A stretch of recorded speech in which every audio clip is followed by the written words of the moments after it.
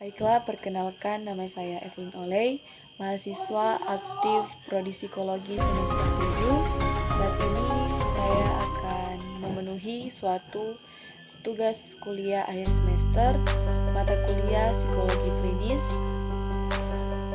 Dan saat ini tugasnya yaitu membahas mengenai salah satu gangguan mental dalam DSM-5. Dan saya mengambil salah satu gangguan kesehatan mental ini adalah antisocial personality disorder, yang dimana kondisi atau keadaan yang tidak bisa memberikan penilaian atau membedakan baik dan buruk atas hal-hal yang dilakukannya, sehingga penderita gangguan kepribadian ini memiliki kecenderungan untuk menyakiti orang lain seperti tindakan tidak terpuji, tindakan kekerasan, penipuan, atau tindakan-tindakan lainnya. Gejala yang biasa terjadi dalam gangguan ini yang pertama manipulatif, yang kedua tidak punya rasa empati, sering berbohong, tidak bisa membedakan mana baik dan mana yang tidak baik untuk dilakukan, selalu mengulangi kesalahan yang sama, dan seperti lainnya. Ciri-ciri dari gangguan ini yang pertama, selalu ingin memperlihatkan perilaku agresif, suka berbohong, tidak memperdulikan atau memikirkan keselamatan diri sendiri atau orang lain, tidak bisa bertanggung jawab, tidak ada penyesalan, tidak mengerti etika sopan santun, tidak bisa membedakan rencana hidup, tidak bisa membuat rencana hidup untuk masa depan. Faktor-faktor yang terjadi dalam gangguan ini ada dua faktor. Faktor yang pertama, faktor genetik, yang kedua faktor lingkungan. Bahaya dalam gangguan kepribadian. Seperti saya akan membahas bahaya gangguan kepribadian antisosial ini. Pada dasarnya, laki-laki lebih besar kemungkinannya untuk mengalami atau terkena gangguan kepribadian antisosial atau sosiopat. Adapun bahaya atau dampak buruk yang akan terjadi pada penderita gangguan kepribadian antisosial ini, seperti penyalahgunaan minuman alkohol dan obat-obatan, melakukan kekerasan, melakukan tindak kejahatan, bahkan sampai melakukan tindakan kriminal.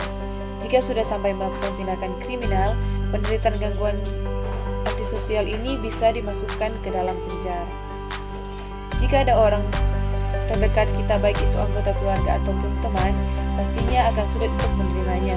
Namun kita harus dapat menerima semua keadaan ini dan percaya bahwa semua masalah pasti ada jalan keluarnya.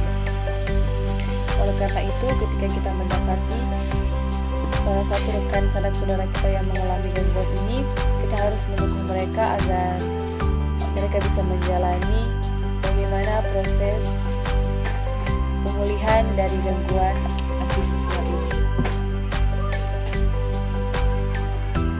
Adapun beberapa pencegahan yang bisa dilakukan untuk mengobati gangguan kepribadian antisosial ini. Yang pertama, pendidikan dasar secara dini.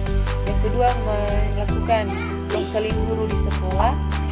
Yang ketiga, pendidikan di dalam masyarakat. Yang keempat, pemeriksaan kepribadian atau kejiwaan. Kesimpulan dari pembahasan saat ini mengenai gangguan antisocial personality disorder adalah gangguan yang bersifat berbahaya ini. Maksudnya dari berbahaya adalah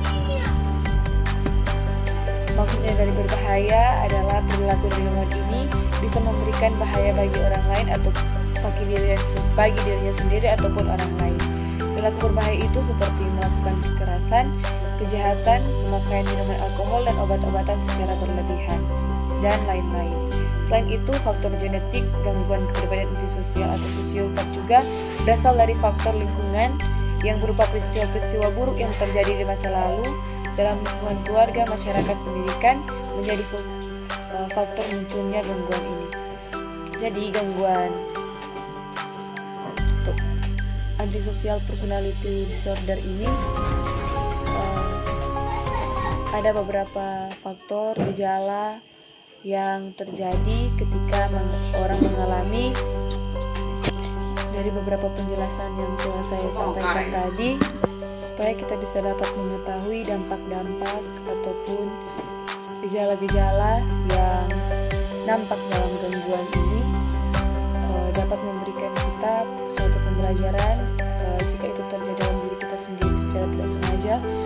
kita dapati orang-orang di sekitar kita mengalami gangguan ini, kita bisa tahu dan memahami apa